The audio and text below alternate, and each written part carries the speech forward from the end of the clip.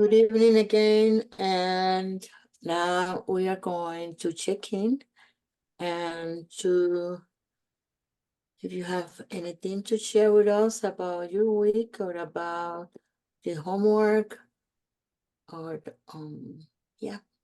So Alicia, you are the first one in my screen today.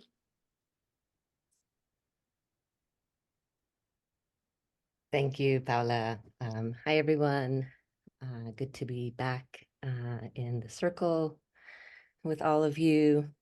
Yeah, it's been a little bit of an emotional week and some difficulty sleeping and getting good rest at night. So, like, really feeling that. Lots of shifts. I was sharing with Paula and Francis too that we lost a really beloved member of our community this week. Pilar Lido, I'm not sure if folks knew her or of her, but has just been really impacted by this loss. She was someone who really just, I was thinking about last week, our session on integrity, right? And standing in your truth and living in your purpose and following your passions and sharing your gifts. And she did that so fully, so completely. So this week been thinking a lot about that, right? About how important that is. Thinking about the ways that that I live with my life in integrity, right? And I know there's an exercise that I did many years ago, right? And it's like to write your own eulogy. And what would people say, at your memorial? And that was such a difficult thing to do when I first did it many years ago. And I started thinking about that again this week with Pilar's passing, as I've been reading just the outpouring of love for her and people just recognizing the light that she was. And thinking about our small group conversation last week around, the fear of being powerful and the fear of standing in your light and just being full of light and sharing it unabashedly, sharing our gifts. And so, that's been really, really present for me right now. And, doing the reading from last week, right? Again, just being our authentic selves, right? It was a good reminder that the different sort of listings of ways, right, that we can step into our power, into our light, live our purpose and our passions. And so yeah, so that's where I'm at right now. A little tenderhearted, but really grateful to be here. So, thank you. Thank you, Alicia. Happy you're here with us. Penny.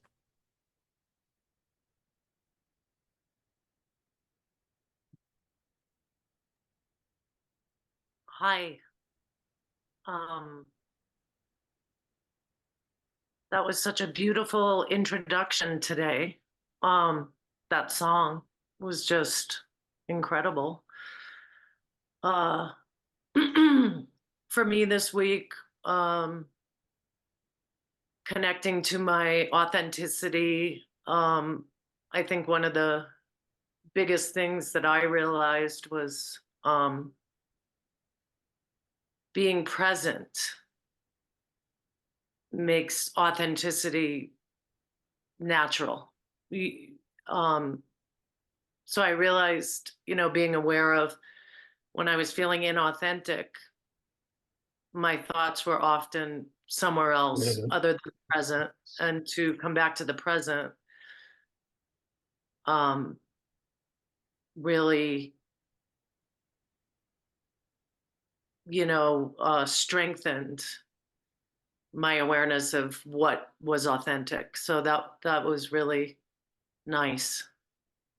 And just to come back to the present in your body and what you're feeling at the moment, and that's okay. you know, helps to be more in our authentic selves. And I'm so sorry for the passing of the group member.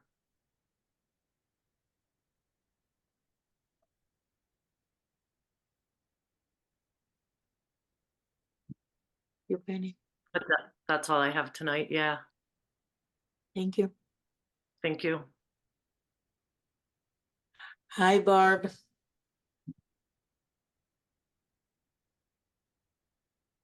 Hello, hello. Hi, Barb. I'm so many thoughts I missed last week, and really that is the principle I'm always working with, like how to be your authentic self, or what's my path, that kind of thing. And I loved, and I watched the recording, and I was so happy to read the 4 agreements, uh, and realize that always do your best is part of that. And what was the most helpful is there was a kind of like 4 agreements, and then it went to each of the 4, and then there was a description at the end, and it said, your best will be affected by your health and by all kinds of things. But what it made me realize is how true that is for me. I've felt so not giving my best, lately, when I have a lot of projects around the house that I don't finish, and I feel bad about that kind of thing, or I don't do my practices as much as I would like, and I spend a lot of time thinking, oh, that, it would be better if I did more. And then I realized when I read that is that, oh, always do your best. Your best is what you're doing. You're just not able to do as much as you wish you were, you know? So that was really powerful to me. The other thing that happened with me this week was my mom's, there was a service for my mom that I participated in remotely. So it's just been a really emotional week for me, just to be thinking so much about her and what she meant to me and who she was as a person. So it's been really hard for me to do, kind of get down to doing the work. And so anyway, but it is my work right now. So I feel like, oh yeah, that is my work right now. So anyway, I am just so grateful for this group and for the ability to think about these things, and have the support of everybody here, and the support of such wise teachers to help bring those thoughts, to bear. So that's what I've got. Thank you so much.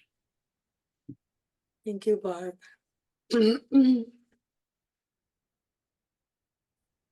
Trish.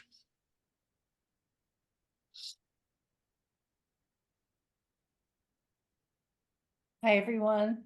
It's nice to be here. I kind of had a bad week initially. I had some personal health challenges, and I was feeling really fearful and upset and down about it. And as my aunt says, you can be on the pity pot, but don't stay on the pity pot forever. So I tried not to do that. I spoke to one of my Buddhist teachers, and he reminded me of the gratitudes and all the good things in my life. And that really shed a lot more light on what was happening. Not that I deny that things are not going fantastically, but I'm also not going to focus on that all the time. I'm going to try to focus on all the things that are here and now, and all the wonderful people in my life who are just have been there for me for so much time. I think gratitude, I guess I'm just stuck in gratitude sometimes, and that's okay because it really helps me, and maybe my authentic self is to really bask in the gratitude in my life at this time. So thank you, everyone. Good to be here. Thank you. Thank you, Trish. Monica. Hello, everybody in the Hollywood Squares over here. Um, I just, yeah, thank you. I'm sorry I could not join last week. But it was a joyful day last week. I got to participate in a blessing of a beautiful community space. So that felt like an important place to be. And also, I didn't know Pilar, but I've been seeing all the outpouring of love, and it's so true. Alicia, I was just thinking she must have been an incredible light, and even more incredible light now, And but we did lose my gatito. And he also crossed the Rainbow Bridge. So he was with us for 17 years. So Joseph Martinez crossed the Rainbow Bridge, and I'm happy for him because I think, he hadn't killed a mouse for at least a year. Like, didn't do anything he really truly loved. So it's definitely, more things on the horizon for him. And I've been in a lot of gratitude as well, and thinking about some of the things that were discussed in the video, and just grateful to be able to contemplate all, for the privilege to be able to think about those things right now. I'm so blessed that way, and I think, we all are, but that's all I really have to share. I just want to say thank you, check in. Thank you, Monica. Nice you're here this week. Karen. Hi, everybody. I had a busy but good week. I loved the article on authenticity. I was in struggle in my personal life starting about 15 years ago. And through a lot of discussion and reading, came to decide that my soul wanted to be known, and I just wasn't sure what that meant. And about that time, there was a woman who did a bunch of research on shame, and she wrote a book called The Gifts of Imperfection. Her name's Brene Brown. And one of her things is about authenticity. And so I went back looking for her book because I loved that whenever she talked about a subject, she would define it like in her way based on her research and things like that. So I just really want to read her definition of authenticity because I thought it was complete, I guess, in my own mind. So she says, authenticity is the daily practice of letting go of who we think we're supposed to be and embracing who we are. Choosing authenticity means cultivating the courage to be imperfect, to set boundaries, and to allow ourselves to be vulnerable. Exercising the compassion that comes from knowing that we are all made of strength and struggle, and nurturing the connection and sense of belonging that can only happen when we believe that we are enough. Awesome. And that just resonates so deeply with me. And I've thought a lot about it, and really I've spent many years trying to figure out who my authentic self is, because I had so many ideas based on everyone else about who I was. And so it was really more an unlearning of that, a letting go of that, and figuring out for myself kind of who I was. And that was one thing that I really loved about this article, is that it's sort of, it gave you some specific things to really think about and contemplate. And it was nice because I sort of went through and I went, yeah, I remember I kind of went through that. I made a list about that. And but I've actually shared that article with some friends because I feel like it can really help direct you when you're struggling to know like who you are and who you want to be and what gifts you are to bring to the world. And so it was really, I love that topic, authenticity. And so it was really a nice week to sort of go back and go through and reflect and see the growth. And so I'm really grateful for that opportunity to share with all of you. So thank you. Thank you. And thank you for reading that definition. It's really good. Diane. Hey, everybody.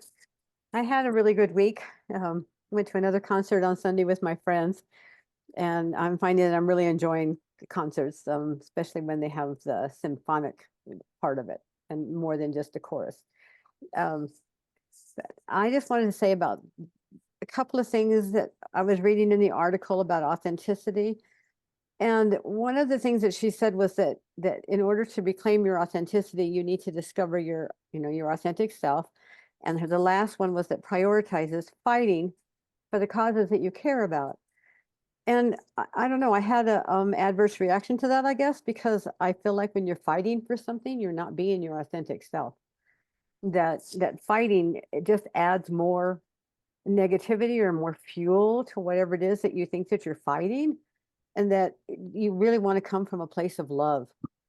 So I just wanted to mention that. And a lot of the things that she did talk about, the activities and things, are a lot of the things that I went through a lot with all the therapy that I've had in the past. So it was a really good article, but that one just kind of bothered me a little bit. And then at the very end, again, when she talked about purpose, earlier, and she's talking about, that we feel like we're not enough. And then we get to the purpose, and her purposes were, I want to say, kind of lofty, where you want to do these main things. And it almost makes you feel like, well, if your purpose is to just be the best person you can be who you are, just be yourself, and then help other people be their best selves by you being your best self. To me, that's a perfect purpose. And it just made it sound like, if you didn't have one of these other purposes that were kind of lofty, that you weren't enough. And anyway, I'm reading a book by Michael Singer, and it's called The Untethered Soul. And he, again, is talking about some of the very same things that she's talking about in recognizing your authentic self, is that you're the observer and feeling what's going on behind the scenes. And that you're the observer, and you watch your mind and all the thoughts that you have running through your mind, and that you're not your thoughts, you're the observer of your thoughts. And so that fit in really well with this last week's being authentic and knowing who you are. So anyway, I'm really grateful to be a part of this community, and thank you all for being here. Thank you, Diane. And thank you for your thoughts on the article. Adrian and Norman.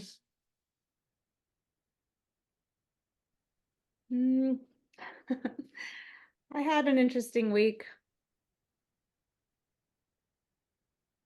I think the article hit home, especially like with all the different work I do, marketing and all that. You're supposed to put yourself out there in different ways. And a lot of times it kind of does this with your authentic self, where I try to help a lot of other people come out and put their stuff out. And so when you find power in other people, then you try to find it in yourself, and it's like this constant battle.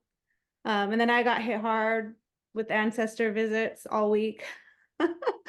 And I always think, well, if I know what you're saying, I'll be more peaceful. So that was kind of my week, just a lot of visits. And that's all I have to share. But the article, it was thought-provoking for sure. Yeah, I think Thank you. Diane, so what you kind of shared, I think kind of like the last little part, when I read it, I guess it wasn't, I hate to say hit me. It didn't, I don't even know what word to use. But I think sometimes when, especially with both of us, I was doing the work and we do a lot of stuff together. It's that thing, and I kind of realized it just now in myself of that passion. And I always tell her it's just the passion, because sometimes people are like, oh, even our mama said sometimes it seems like you guys are always arguing or fighting, and it's I don't think it's that. It's what you just said. It's I have this passion and I want to see Adrienne like in her light, and a lot of my actions and maybe the way I need to look at my approach maybe needs to be better, that it comes across as being argumentative or harsh and it's more just God, I see this passion in you, and I see you, you know, and I want you. How can I support that? I know I can't do it for you, but how can I continue to support that? Right. And in saying that, it's like so many times I think for us, you know, it's just and Paolo and Francis will love this one because I can't remember if we shared it here or if we shared it when we met with you guys. Sometimes when the universe provides stuff for you, it's crazy, and it kind of molds into being your authentic self. How often we push it away, and when it's right in front of you. And I think I kind of mentioned before that this current society that we live in doesn't always provide that many opportunities, but when it does, sometimes we're still so quick to be like, oh, nope, not right now. I'm not ready for this. Or Oh, did I ask for that? I'm or sorry. yeah, or I don't know if I can make time for that. And so one of the most recent things, and that's why I said Francis and Paulo kind of laugh about this.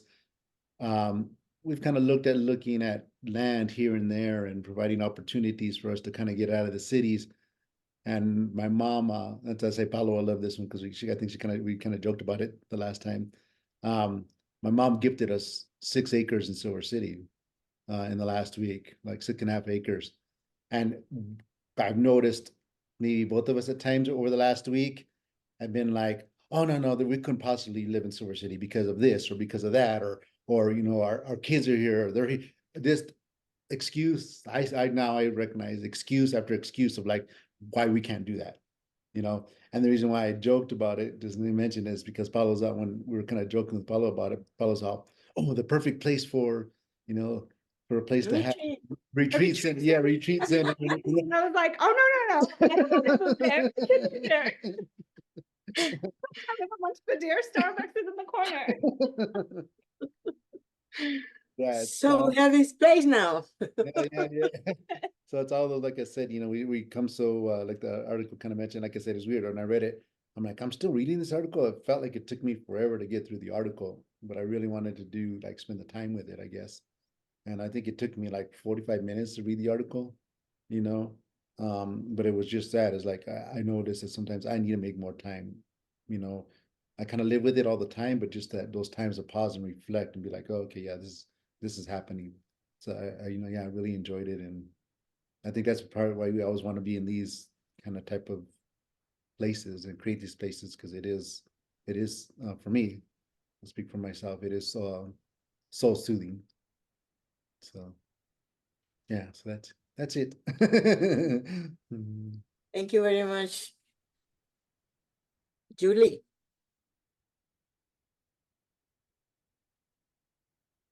Hello, everyone. Saludos. Oh, let me see. I'm like all over the place with so much. So I mean, the week has been challenging for me. I mean, I've been, faced with some health challenges and just having to, take it easy and take care of myself and do that. Very emotional with all the processing, the pondering, because that was still in my mind, what is my truth, and really pondering with that. The reading really helped to raise questions again. And so I was reminded, right, of this process that it's ongoing and it's never ending. Yeah, of course I was thinking like the onion, right? That you keep on peeling and you think that you are done, and yet there comes another layer, or maybe a new onion, right? And to really be able to go in deeper to the core, and the questions that were raised in the article, really helped me to sit with that, to remind myself that I need to go deeper, that I need to go more in depth, and to really be in touch with that core of me. And then the word that always comes to me is this continuous excavation of self, right?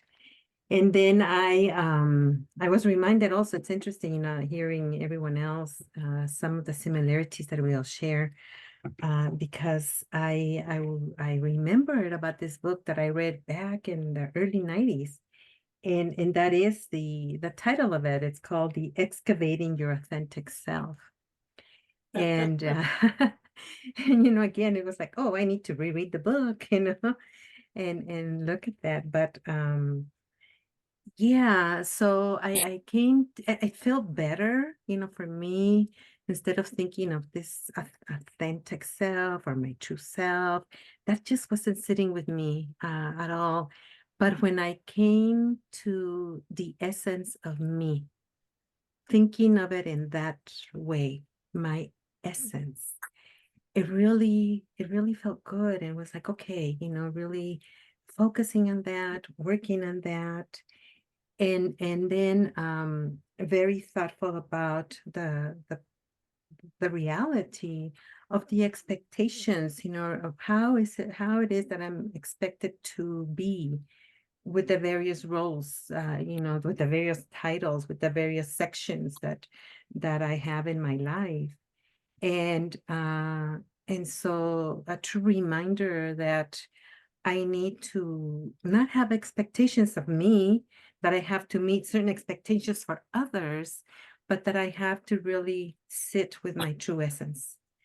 And so it's been, really good in all those aspects, and good reminders of, again, getting back into that, and now going deeper, and more depthness into myself, my essence. So, and I also wanted to say, in regards to Pilar, I did not know her, but I was very touched by listening to Alicia, and what came to my mind is that, yeah, when we lose someone, when someone passes on to their next life, we are also, although that we weren't, not that we weren't before, but when with their passing, we're reminded even more so of the life that they left us. And so I always see it, even though within the pain, it's also such a gift that they leave behind for us, because in our own pondering and processing of who they were in this life, in this realm, it gives us those gifts to relook at ourselves and to be thankful for what they have left for us. So again, I'm always just amazed, and not really, because I know that we're all connected, but to see how our processes are so similar in so many ways. And so I'm very, very thankful, very grateful to be here today. I'm, yeah, very emotional at the point of tears, but I'm just so happy to be here. So thank you. Thank you, Julie. Thank you for being here with us. Jenny. Hi, thank you for that. That's really making me really think about, I mean, this article, and then what everyone is saying. This was a very challenging set of questions, and just the idea of authenticity, because I think I realized that a lot of my adaptations and behaviors over the years have come from having a childhood illness so young, So having type 1 diabetes from the time I was 13. And it's because you are constantly monitoring it. When the section, when they were talking about, monitor yourself, I was just, thinking about it as, well, if you fall off the program, what I call the monastery of diabetes, because there's so many things you have to do to keep yourself from going to the ER, honestly, because it's so brittle that, you're constantly figuring out, how can I creatively approach this situation so that I can live a life? And that's really what it boils down to. And then you add cancer to that too. It's the same kind of questions. And the authentic self, I didn't understand exactly what that meant. And I looked it up too. And it was, the same definition, similar to the Brene Brown definition, a little more, terse. But I looked up the root of the word too, and it comes from ancient Greek also, which means master and lord. So I was like, what? So it's in the same way that I thought it was the same way that we are coming to a sense of self-mastery, I guess. And that authenticity is self-mastery in that way.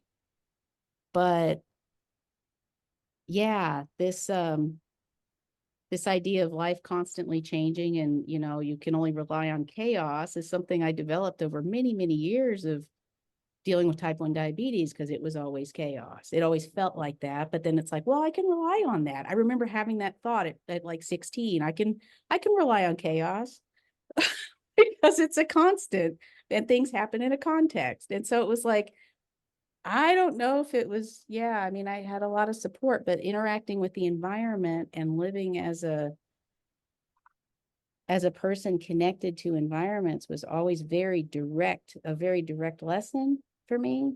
So like I said, I didn't have an idea of what they were talking about with the authenticity, other than all these adaptations I had to make may not have been that authentic, but I have to figure out the workaround to get back to authenticity. And it's a constant practice of having to do that in multiple iterations on a daily basis. And so it's kind of what I always feel about the difference between type 1s and type 2 diabetics. Type 1s don't know the difference because they've always been living with it. It's kind of, well, isn't that how it is? Is this how you're supposed to do things? And I'm like, no. But, and then type 2s are like, what is happening? What is going on? I've got all these things. I'm overwhelmed. It's terrible. And it's like, well, I guess it is terrible, but I hadn't thought of it because you're living with a childhood disease. So that was my kind of reflection on it, amongst other things, but that was the core of it. That was the big transformative thing that I had to go back to. And it kept coming up as, this is the thing that really made you have to drop out of high school and go to college instead, and really, create your own schedule and try to change the environment so you could function and live a normal life. But yeah. So that's what I wanted to say about it. It was a tough exercise. Thanks. Thank you, Jenny. Mm-hmm. Joanna. Hi, everyone. Had a good week, a lot of reflection, thinking about the article, definitely in our last session together, reviewing what my values are, and just re-examining, am I really living according to my values? And I want to thank Julie for sharing, because it was very touching and made a lot of sense to me what you were sharing. And I also this week, Julie, thought about the onion analogy, because that's really what it feels like and looks like when, I review my life on a daily basis, sometimes minute by minute, something that you talked about, Julie, about your true essence. And I was thinking, not to make it simplistic, but being able to bring our true essence into every role that we're in. is part of that. It's just part of that growth, isn't it? And I also agree with Karen that it's nice to look back, to reflect and see how far we've come and how much we've grown. And Karen, thank you for reading that quote from Brene Brown. I just really appreciate her work.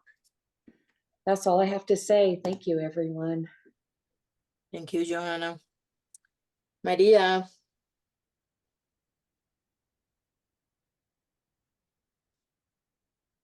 Buenas noches. Good evening, everybody.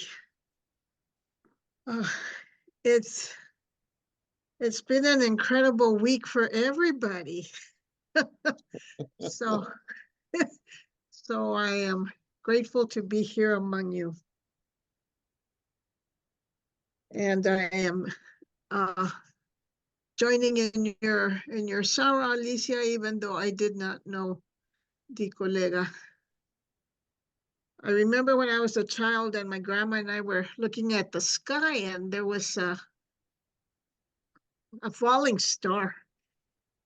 And my abuelita said, because I said, mira, abuelita. And she said, ay, una curandera se ha ido a descansar. Yes.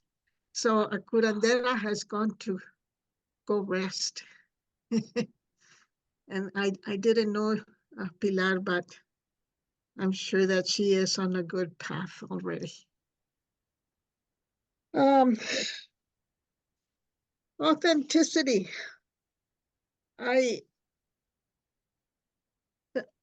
All of this reminded me of a lifelong struggles, because I have gone up and down trying to fit into all these different molds, different expectations of me that people have had. And I've met the requirements of some things and other things I have not. And here I am 72 and I'm trying to stretch and I'm so short. I wonder, why am I still trying to stretch?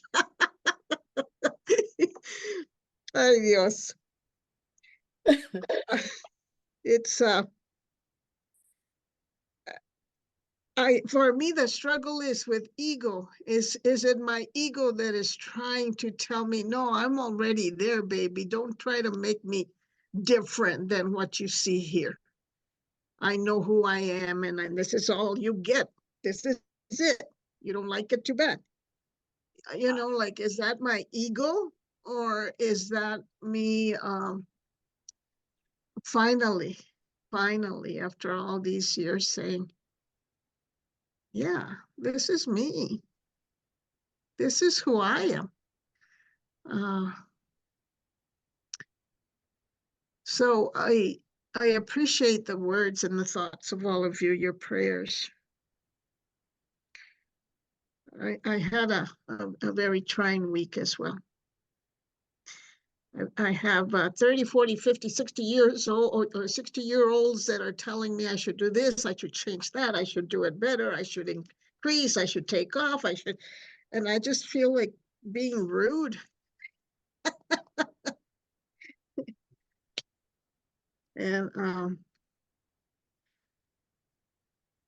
I would like to grow within. I would like to keep growing and knowing. That's why I'm here. So thank you, everybody. Thank you, Paula, Francis. Thank you. Thank you, Maria. Silvia.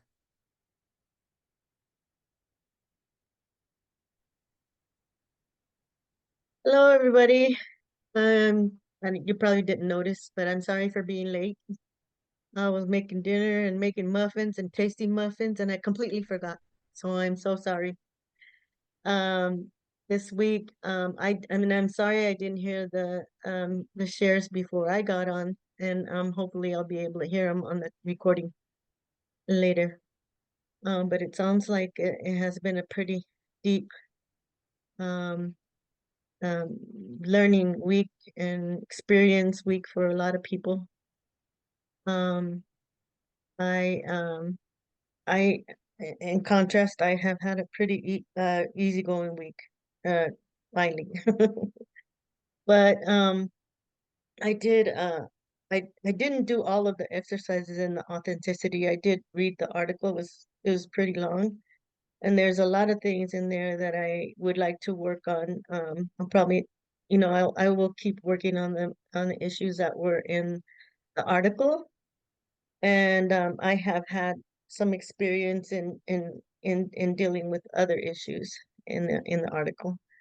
But I did read the article. I did take my time in reading it, and also clicked on some of the hyperlinks that were there. And I can honestly say that since I started this class, I have been a more peaceful person. I have been more observant of myself.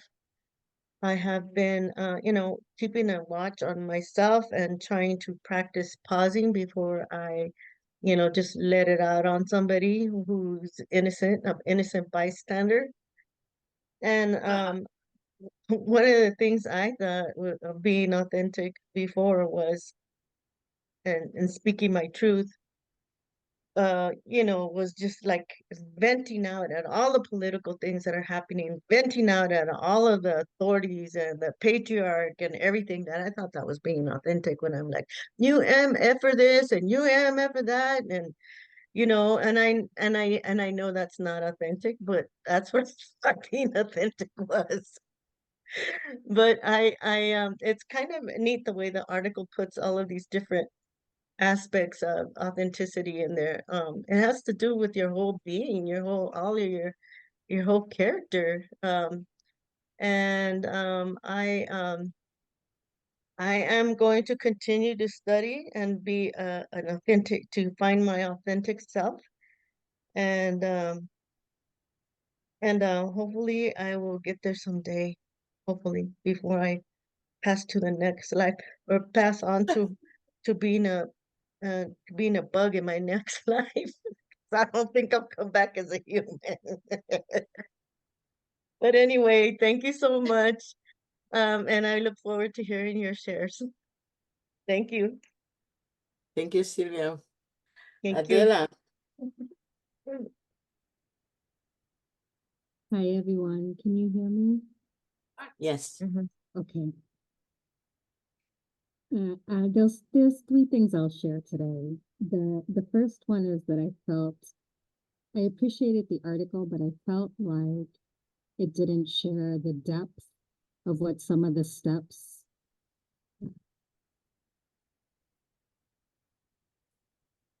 would really take. I think it felt kind of like a light, poignant, and didn't really say like, oh, these are actually deep practices that take time. And so I felt like, oh, I'm not going to be able to do this in the moment. But of course, there are some you can do in the moment, but they're long-term practices. And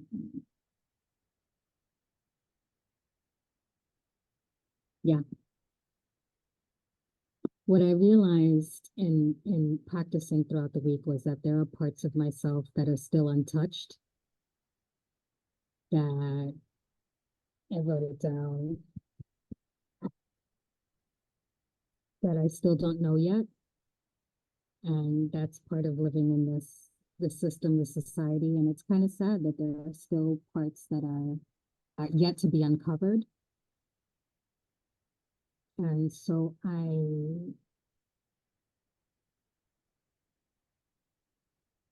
wonder about 100% authenticity when there's still places that I haven't even reached yet.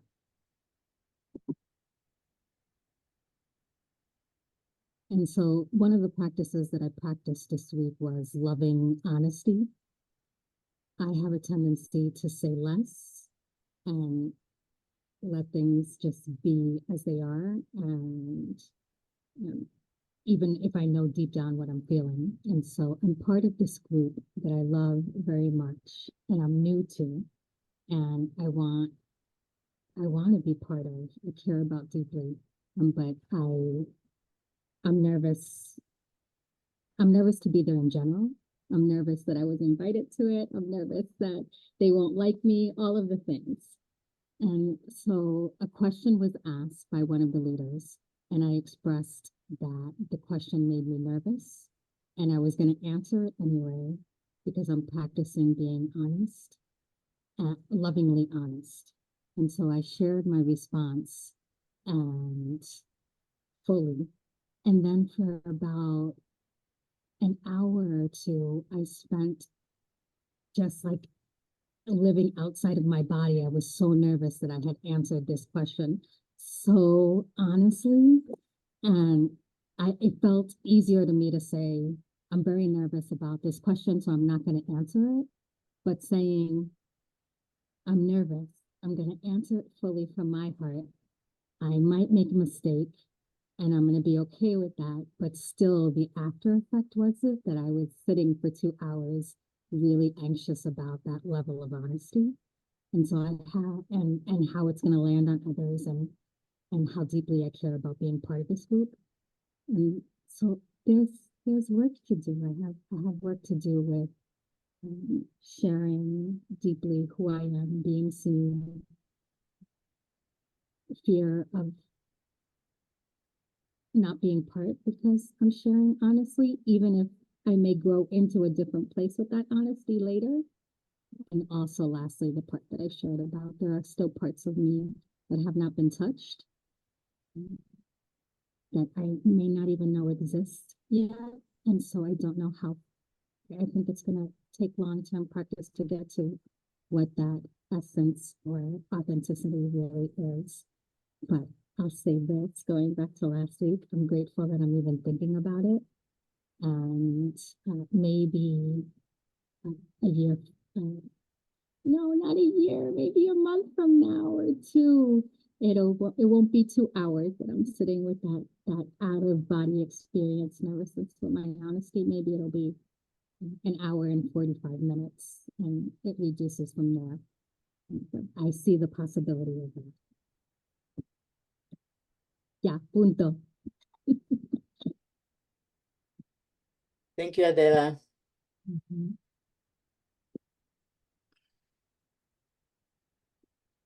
So thank you, everybody, for sharing your ideas, your experiences, your doubts, your likes and your dislikes.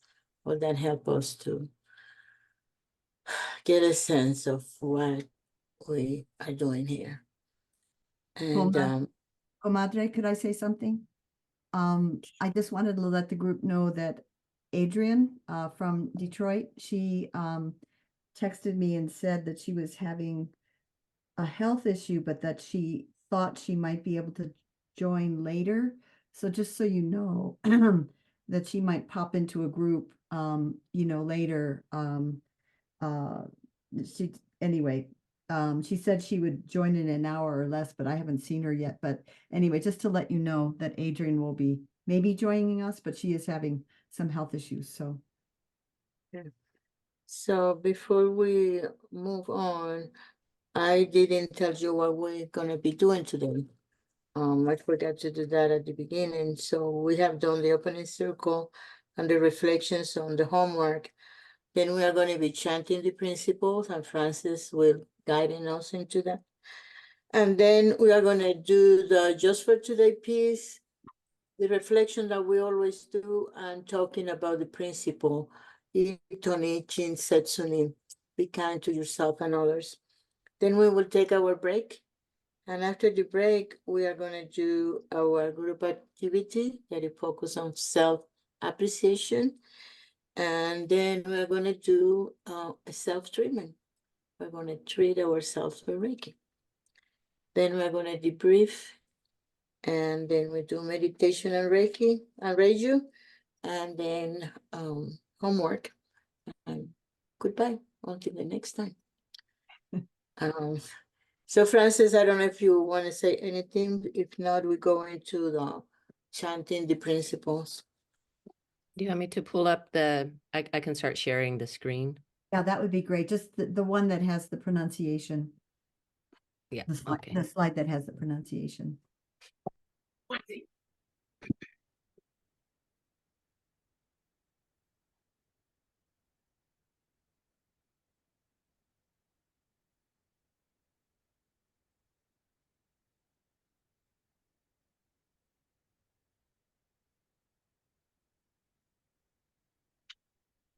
Here, Francis, is that good for you? Thank you. Yes, that's it. Thank you. That one. Yeah. All right. Let's just take a few deep breaths into our hana and just let it out. This, we've all had there's been a lot of situations and upheaval in many of our lives this week, and beauty and it's just the life that we live is full of these ups and downs and ins and outs. And but as we breathe into our hana, our truth stands there, deep inside of us, in our body, and it makes us strong if we focus there. And so breathe in. Oh, and you're so strong there, so beautiful in that space in our body, the center of our being. And then breathe out. Breathe in and breathe out. And just remember when we're chanting that we chant on the out breath. And I'll get started here.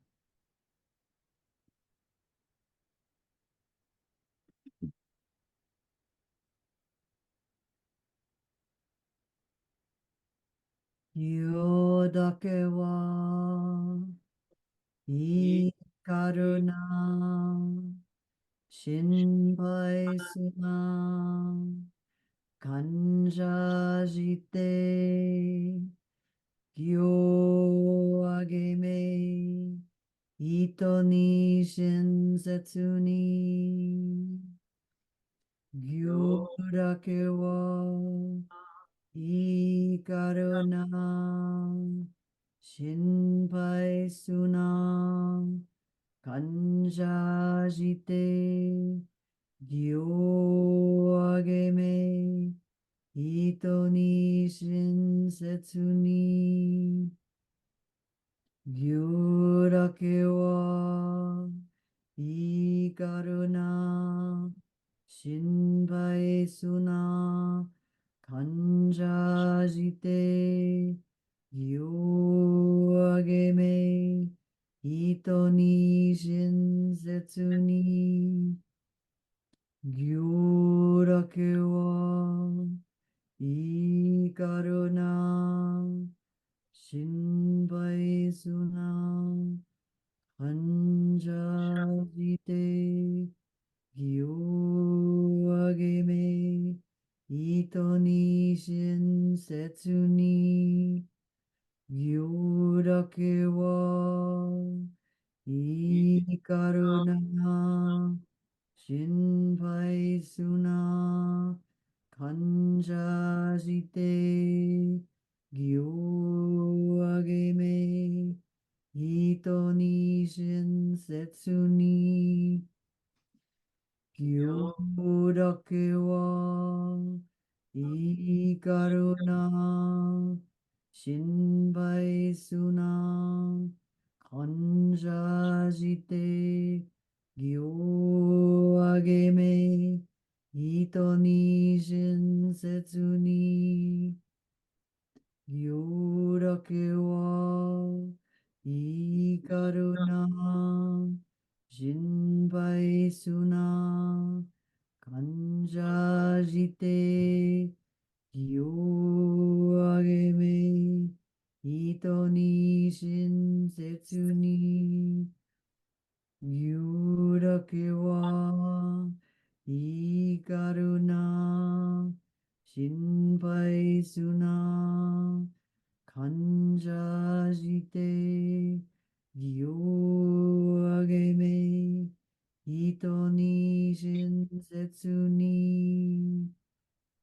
Gyurake wa ikaruna shinpai suna kanjajite gyoagime hito ni jinsetsu ni gyurake wa ikaruna shinpai suna kanjajide gyuageme ito ni jinsetsu ni gyurake wa ikaruna shinpai suna kanjajide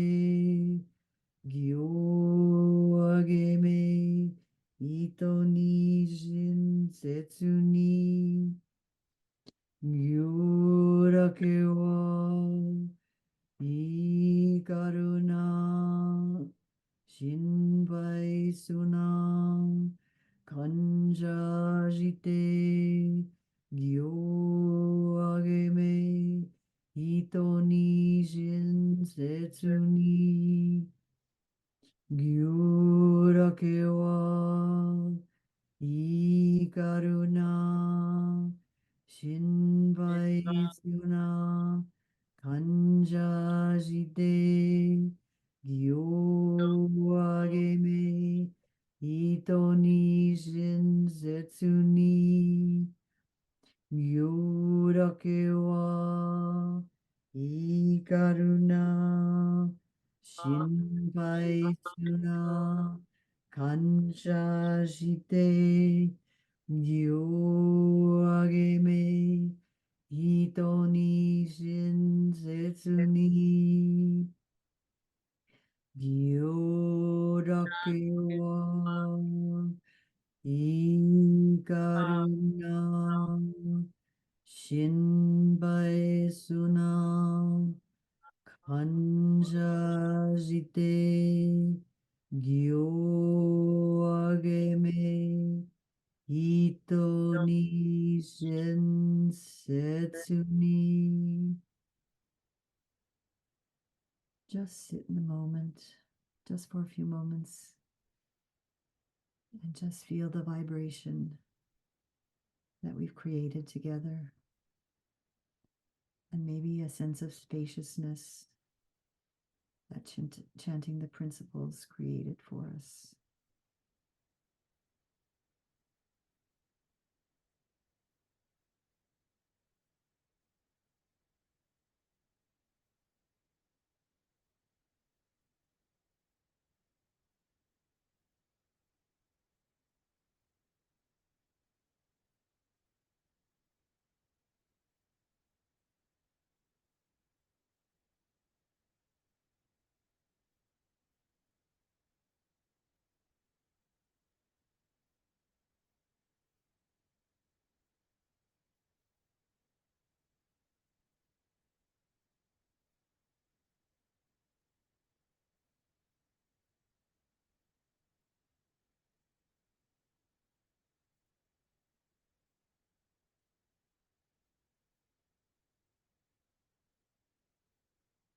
Thank you.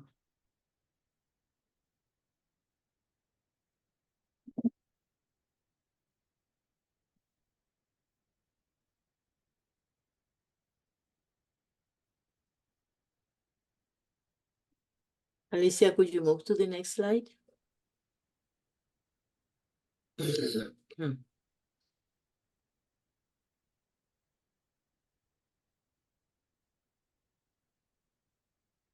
Just for today, in honor of the holiday of love and compassion, Valentine's Day, let us bring our complete awareness into our heart center. Please close your eyes for a moment and place your hands on your heart just for this moment, and bring your full attention to this area of your body. Your heart is very beautiful as it is. This is a good starting point. Your purpose here, we talk about purpose tonight. Your purpose here is the journey into your heart. Contractions around the heart are just habits based on fear. Ask the angels of love and Reiki to gently touch your heart until all contractions are dissolved and healed. Healing is recognizing that one heart, the one heart in all beings. When you take this journey, every day of your life is full of meaning. Those who travel with you become very dear to you. You may see them or not. They're always with you. The journey itself is the teacher.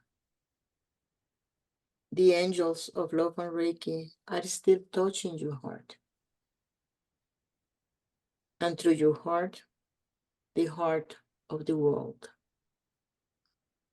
Let those loving thoughts from Frank Opetier's, from his poem Reiki 1, sink into your heart for a moment.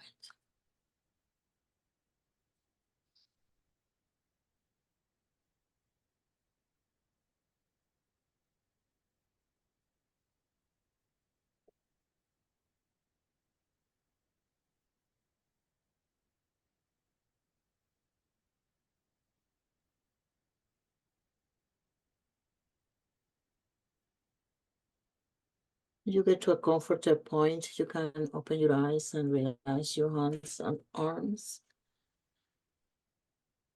The fifth principle is translated into English without much variation, says Amy Rowland. Be kind to all living things, be kind to all creatures, or simply be kind. This is an imperative that makes sense to us all on a soul level. For we understand that kindness is incendiary, a source of light and energy, both kinetic and potential. When we are kind, we allow the light within us to shine forth, to penetrate the darkness, to warm ourselves and another, and to show the way forward. We know too that kindness creates healing by simply through human connection and the friendly offer of a helping hand. Nevertheless, Japanese Reiki master Hiroshi Doi said, through the practice of Reiki, which is love in action, a sense of unity develops. In the universal dimension, there is no distinction between oneself and others, only the existence of one soul. So, be kind to others is synonymous of be kind to yourself. From this insight, another translation of this principle is born. Be compassionate to yourself and others. Amy Rowland always also said, there is another reason why self-treatment is important. Not only does Reiki heal our physical imbalances, but it also gently, gradually heals our emotions, our mental and spiritual wounds, often in such a subtle way that we are not even aware of the healing. This means that, as Mrs. Takata used to say, in Reiki, you, the practitioner, is always first, bringing the focus back to compassion to the self. And that's what we're going to be doing tonight. We're going to focus on self-love and self-compassion. Because when talking about compassion, we usually think about the wish for other people to be free from suffering. And this is based on appreciating other people's suffering and feelings. But we usually forget the part of taking care of ourselves and appreciating our own feelings. Therefore, this evening, we are going to dedicate this session to focus on self-love and self-compassion by sharing thoughts about it, by exploring ways of loving and appreciating ourselves, and by giving ourselves a self-treatment. Because, as Fran Aljaba Peter in his book Reiki Fire reminds us, the practice of Reiki teaches us how to love ourselves again. There can be no self-care without self-compassion, which is compassion turned inward, in its ability to connect to our feelings, to respond to our suffering with kindness, and to desire that our suffering be mitigated.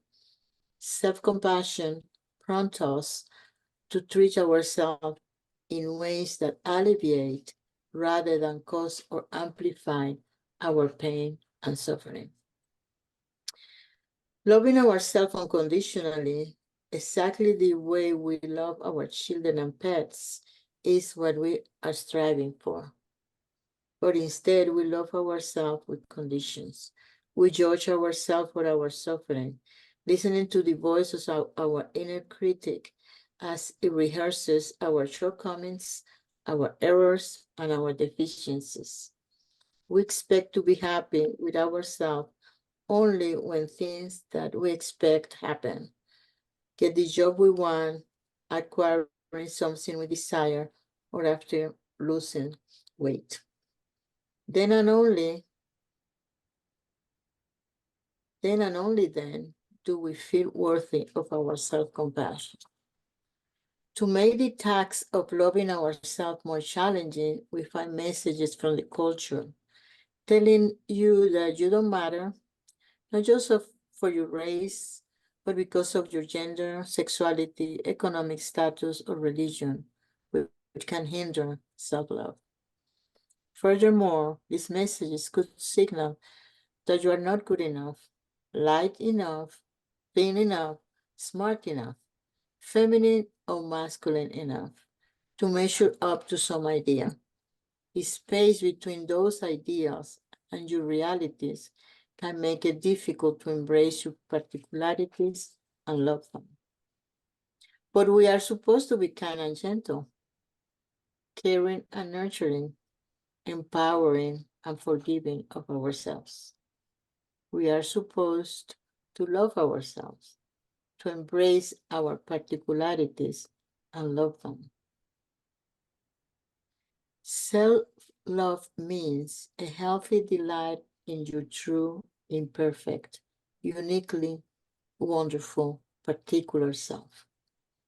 It means an unconditional appreciation for who you are, head to toe, inside and out, quirks, weaknesses, beauty, and blemishes.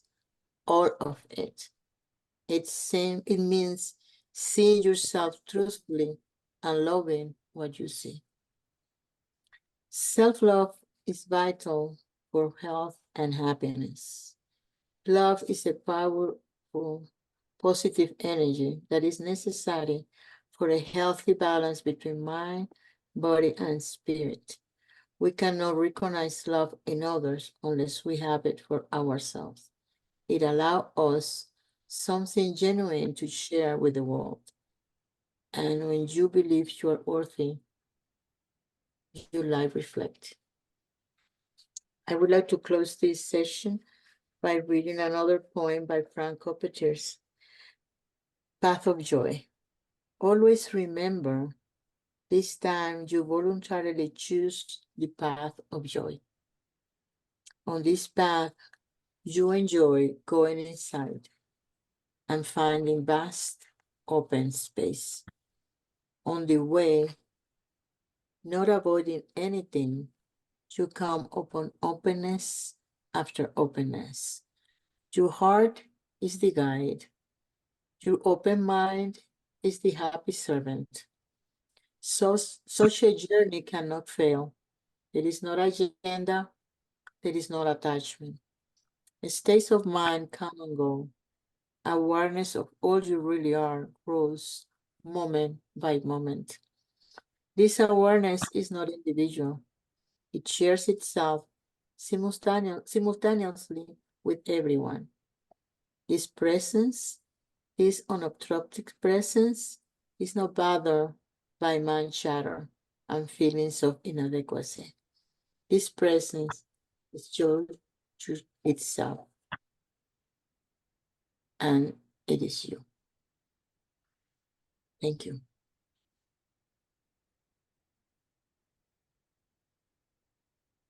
Thank you, Paula. We'll take a break now for 5 minutes. So we're going to be breaking into groups for 30 minutes. And what we'd like you to do, like we did last week, is have you reflect on each of these statements one by one, and writing your thoughts in your notebook. Write down 10 things you appreciate about yourself. And you guys in your groups can do it however you want. You can either do one and then talk about it and then get to the next one, or you can do as individuals all of these. That might be more efficient, and then share what you wrote. So write down 10 things you appreciate about yourself.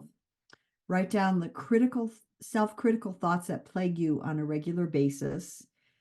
And then take a moment to reframe these critical thoughts. Take one at a time and see if you can reframe that thought that plagues you into a non-judgmental statement with love and self-acceptance, and pretend like you're your best friend and you're helping your best friend deal with these self-critical thoughts. So that might help you to detach from it and pretend like you're counseling your best friend, which happens to be yourself.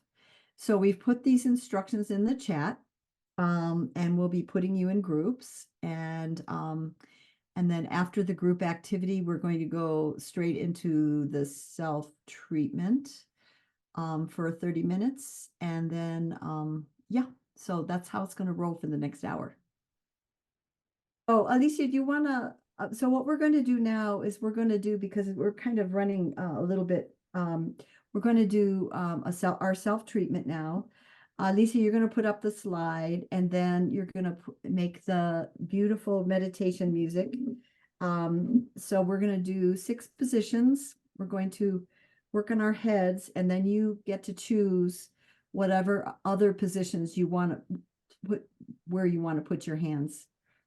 So next slide, I think. Yep, there we go. All right. So let's we'll get the music up and we'll start, and I need to. Sorry, Francis, I'm trying, now that I'm in this, I need to figure out I might need to do the music first and then share the screen. So let me just do that real quick. Okay. Sorry, folks. That's okay. We are learning. Let me do this. While she does that, we can start preparing for the treatment. Yes. Whatever preparations you do, this is a good time.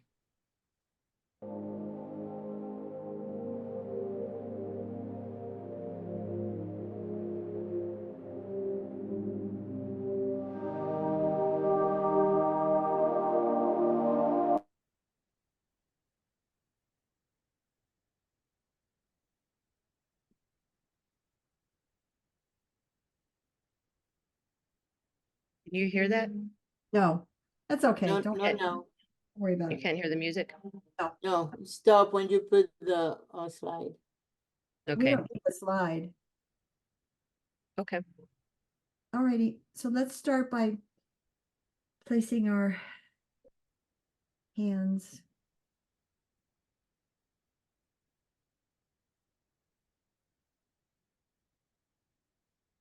So remember that our theme tonight is loving ourselves. And remember what Mrs. Takata said, or no, what Fran Arjava said, that with doing Reiki help us to start loving ourselves again. So keep that focus on your mind as you allow the energy to flow through you. loving yourself, accepting yourself.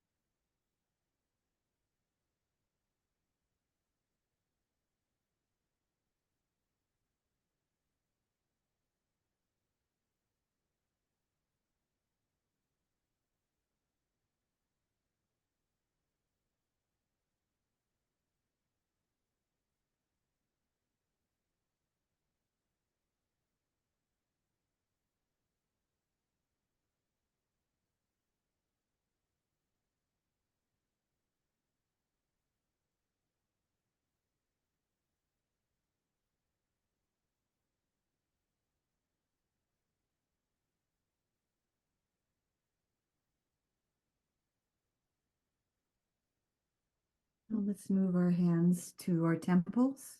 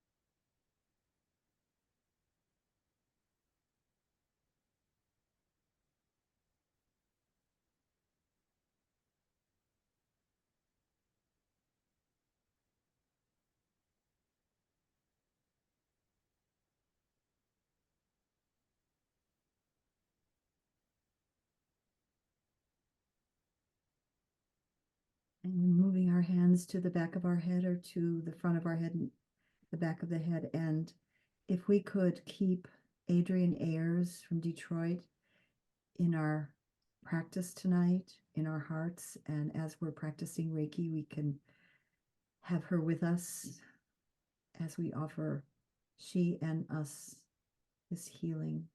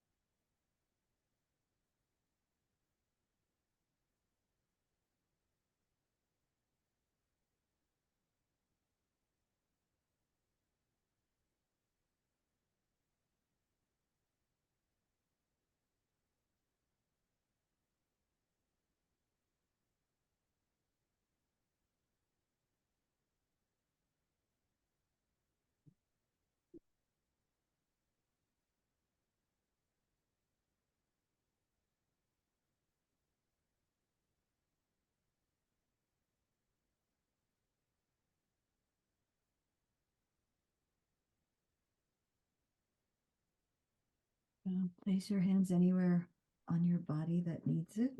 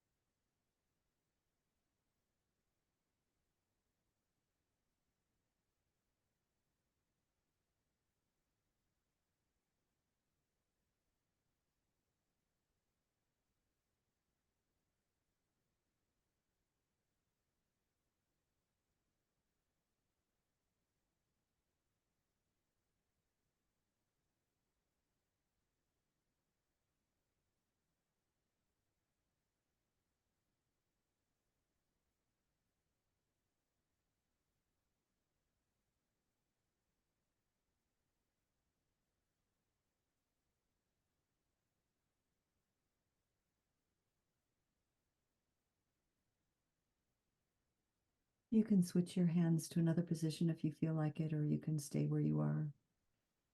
Whatever you need at this moment in time.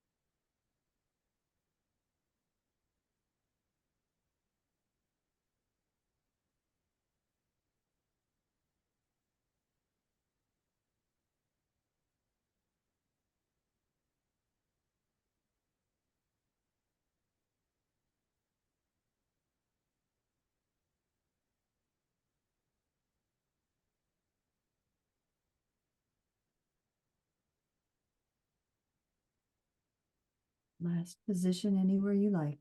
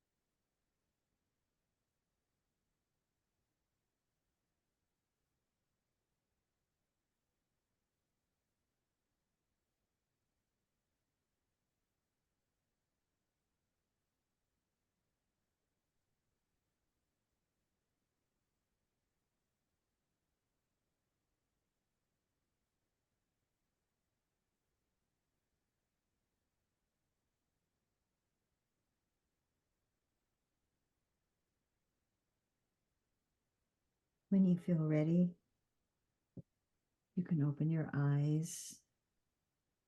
And as you're doing that, just give thanks for the loving attention you've offered yourself through your self Reiki treatment tonight and that we've shared together.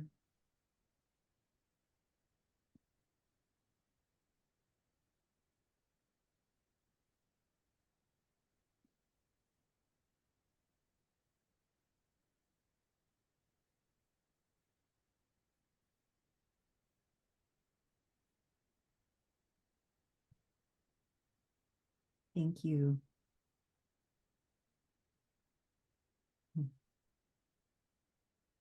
Now what we're going to do is we're just going to go around the circle and just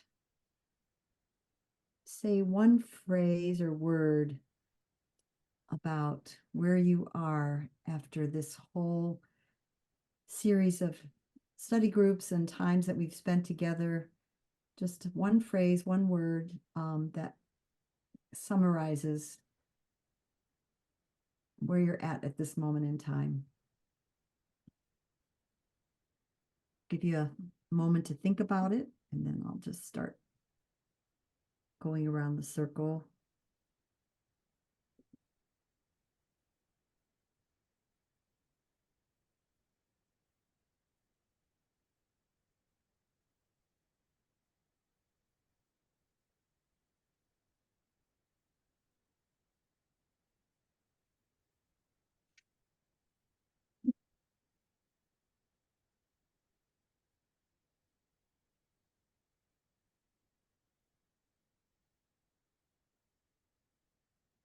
Okay, I'm going to go according to the Hollywood squares on the screen. And Monica, you happen to be the first one, and you're the one that coined the Hollywood squares, I think. Okay, I'm feeling like a lot of cariñoso, like just love and tenderness and sweetness. Thank you. Mm-hmm. Silvia.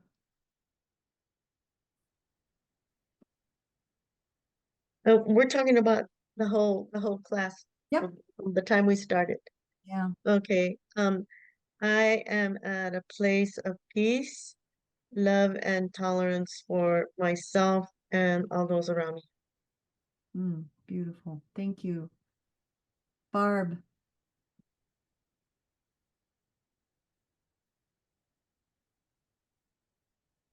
Yeah, I am feeling grateful and grounded and really I only could think of the word helped. I've been helped by this process. Thank you. Penny.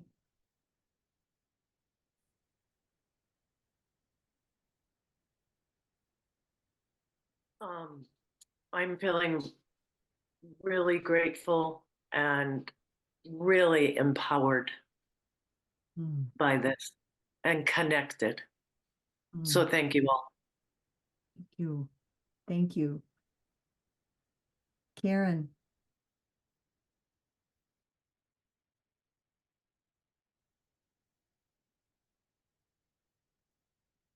I feel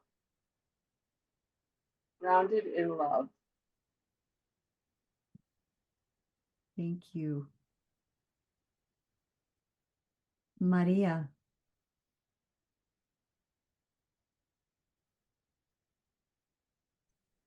I'm also feeling very grateful and appreciative of everyone here.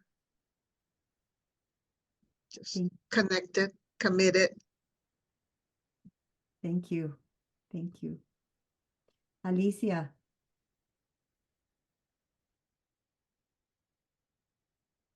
I was going to say I'm feeling a sense of calm, and then my cat and dog came charging into this front room.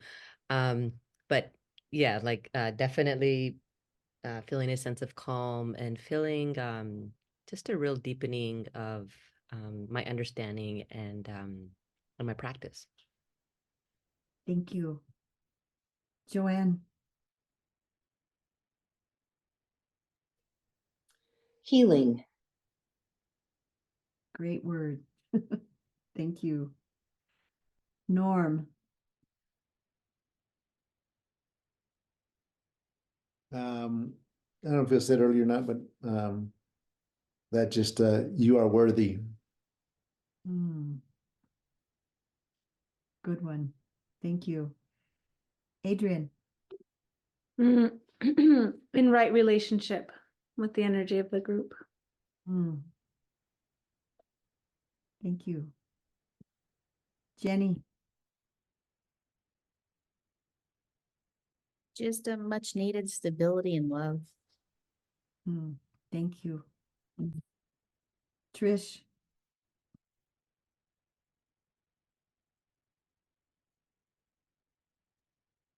Open-hearted and gratitude.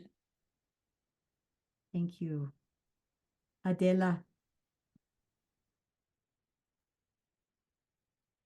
I'm growing, and that's a good place to be. Thank you. Julie.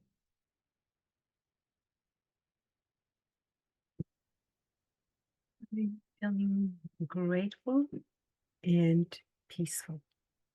Thank you. Thank you. Diane.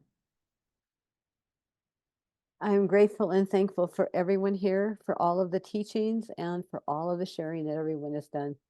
Thank you all. Thank you. Thank you, everyone, for your presence and your energy and how deep you went in this exploration of what the Reiki principles mean as spiritual path work. It was a beautiful experience for me. Thank you very much. Paula. Unmute yourself, comadre. I'm grateful to each one of you for being here, for responding to this offering, for being so open and so vulnerable. And personally, I'm welcome this opportunity of deepening the understanding of the principles and the role they play in our practice and in our lives. Very, very grateful to everybody here, especially to Francis and Alicia.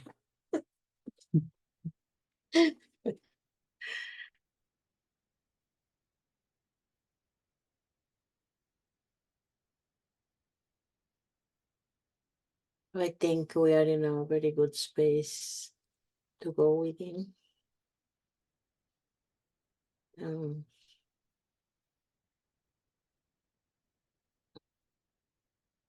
Dwell in our hearts that feel warm and tender and cared for.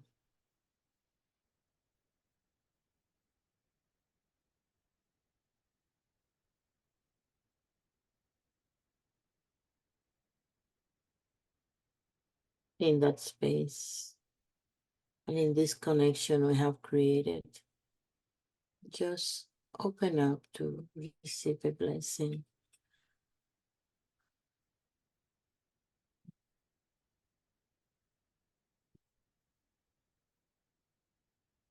Just allow this energy to go wherever you need it today, at this moment, in whatever, whichever way you need it.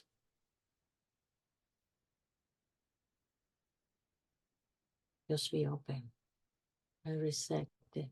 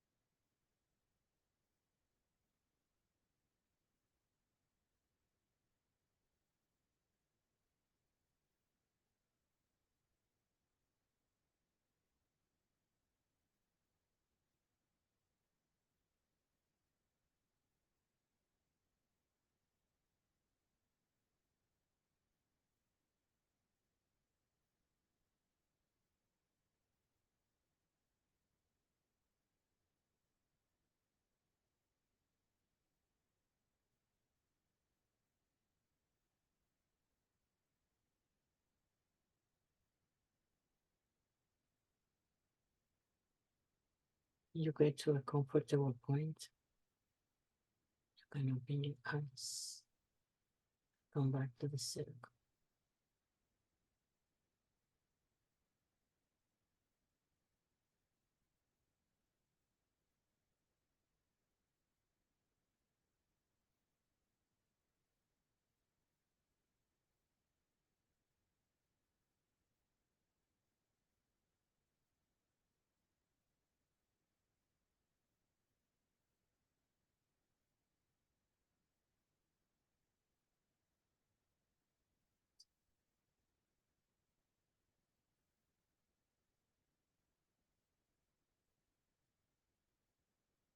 Thank you. Thank you. Can I ask you all to please send Reiki to Tonita Gonzalez? She is getting a stem cell transplant tomorrow in Houston at MD Anderson. And the first 7 days are critical and very, very critical. And so this is experimental, but she's very hopeful and she sounds wonderful today. Her parents are with her.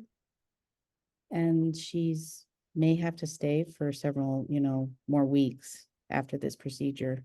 But she said she really appreciated if we would send her Reiki for the first 7 days.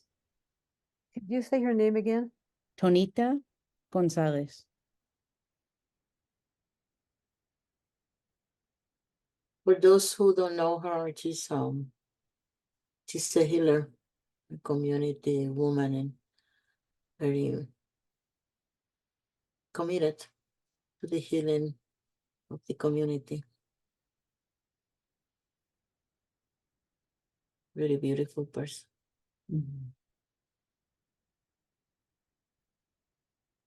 Thank you, Jenny, for letting us know. And we'll be sending lots of love to Adrian too. And whoever else.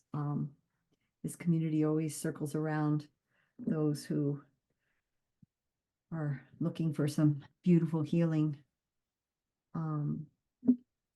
So what we would like to do, just to it's not like you have to do homework, but we will send out a reading just to complement this just kind of put a closure on this particular series. So how do we know if our practice is making a difference? And the principles are a beautiful way to know if our practice is making a difference. We can ask ourselves questions like, is our anger softening through our practice? Are we worried less? Is our worry softening? Are we embracing gratitude more in our lives? Do we have a better sense of our truth and our purpose? How much can we love ourselves and others, and through our hearts connect with others?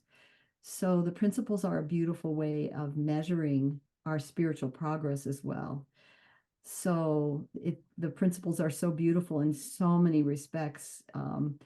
So we're going to be sending you out a handout that actually says what I just said, so that you can use it to reflect. Also, we'd love your feedback about the study group.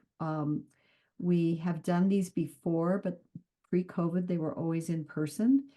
And now we've got this beautiful forum that we can use and we can bring people in from all across the country. Adela and Adrian, other people can come and join us. It's such a beautiful piece. But anyway, we'll ask 3 questions and ask you to, just provide some feedback to us. You may have some suggestions for how we could make it more, meet your needs better. And we love feedback because feedback is a gift and it really helps us to make things work better for everyone. So we'll be sending out 3 handouts, measuring our practice handout, a feedback form that we'd like you to complete and send back, and then self-love advice from the Buddha will be the reading. So anyway.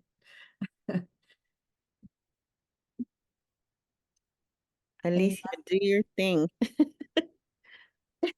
Oh, He's here, got magic. Watch. we can do this. Wait a minute. We can do that. Do that. We just figured this out in our group earlier. Do you see that? Oh, I'm very awesome. excited about it. How did you do that? I don't know. Yeah. I was just making a heart sign as we were talking, and then hearts come out. Wait, Really? It's kind of cool. No, what? That's you. That's you. How did you do That's you that? and I don't know. that's you and your magic. No, it doesn't happen. She knows.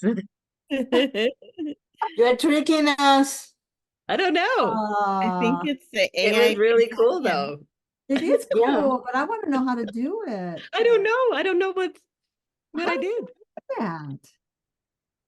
Who's I this? I'll think do This some Amalia? snooping I around for just when have we one come back little picture together. of heart.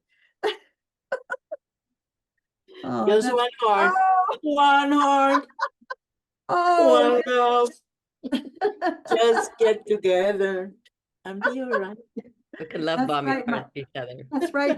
My kids do that. They put Look at Trish. Look at Trish, what she's doing. What do you do? What is Oh. Trish doing? He's an avatar. yeah. Look at Maria's baby. Aw. Where's Maria? A baby, it's a Where? baby Buddha. Oh, it's a Oh, May we embrace Beautiful. our inner baby Buddha. You know, we loved ourselves as much as we loved an inner baby Buddha. We will be totally cool. Beautiful. Well, Well, more tricks to learn. yeah. Oh, and we will be starting our next series, meditation series. Oh, stop it. This watch talks to me when I don't want her to. Anyway, we'll be starting our next series March 8th, same times, Thursdays. We'll be doing four meditation. March 7th, Francis. Oh, is it the 7th? Yeah. Híjole. Mm. That's this Thursday. Oh, okay. I hope I didn't get it wrong on the forms. Oh, it is the 7th. Yeah, you're right. Okay. Oh, okay. Yeah, so the 7th through the 28th will be the meditation series. And then we'll start on the hands-on healing after that in April. And Paula and I have been giving some thought to those of you continuing on the symbols one. And we probably won't offer that in June because I'm not going to be here. And initially, Paula thought she might want to teach that on her own because she wanted to keep our momentum going, but given some recent things that I've learned and things that we want to kind of integrate, we've decided we'll probably wait on that one until the fall. And so what we will do is ask all of those of you who want to take that one, we'll schedule it around whenever you can take it, you know, so we'll try and find the time when we can do it. So maybe you can add that information to your evaluation or feedback. That's a good idea. That's a Put good down idea. there when in this fall will be a good time for you to do this series on the symbols. Yeah. And Paula and I will get together and figure out when we can do it so that we don't ask you to tell us a time when we're not going to be available. So anyway, so all right. Well, blessings to you all.